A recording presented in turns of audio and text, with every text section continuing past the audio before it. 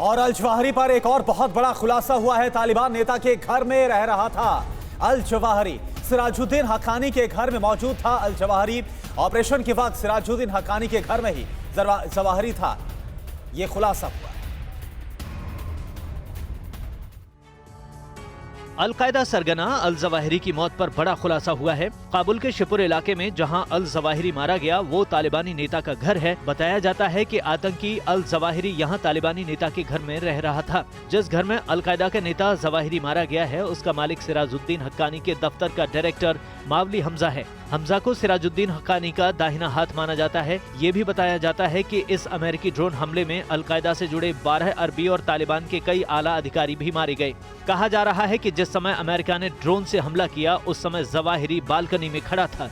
America की माने तो ऑपरेशन के वक्त जवाहिरी अपनी पत्नी और बच्चों के साथ मावली हमजा के घर पर मौजूद था। हालांकि अमेरिका ने यह भी दावा किया कि हमले के बाद तालिबान ने अल जवाहिरी की पत्नी। क्या आपने भी खरीद लिया है गलत शेयर? हो गया है भारी नुकसान? देखिए मेरे साथ 80-90 पूरे 100 सिर्फ Money9 पर अभी डाउनलोड करें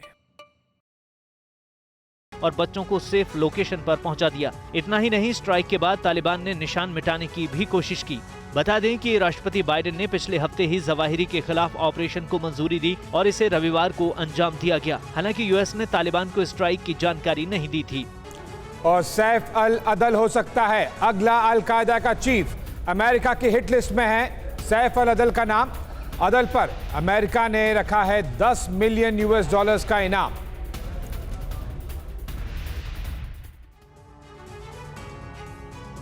अल जवाहिरी के मारे जाने के बाद अब उसके वारिस की रेस तेज हो गई है। अल-कायदा के अगले चीफ को लेकर जो सबसे बड़ा नाम सामने आया है वो है सैफ अल अदल। सैफ अल अदल अल-कायदा का अगला चीफ हो सकता है। सैफ अल अदल मूल तौर पर मिस्र से है। स्वॉर्ड ऑफ जस्टिस के नाम से उसकी पहचान है। सैफ अल अदल अल-कायदा के मिलिट्री कमेटी का खास मेंबर है।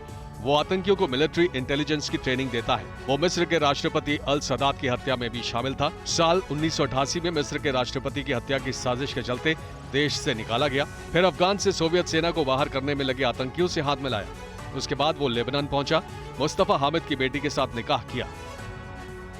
सैफ अल अदल 90 के दशक में ओसामा के संपर्क में आया और अल-कायदा में जगह बनाई। 1998 में हुए अफ्रीका के 2 देशों पर हमले का वो मास्टरमाइंड भी रहा। लादेन की हत्या के बाद आतंकी सेल का महत्वपूर्ण रणनीतिकार बन गया। सैफ अल अदल अमेरिका की हिट लिस्ट में है। उस पर अमेरिका ने $10 मिलियन का इनाम रखा है। जवाहिरी के बाद अब अगला नंबर सैफ अल अदल का हो सकता है।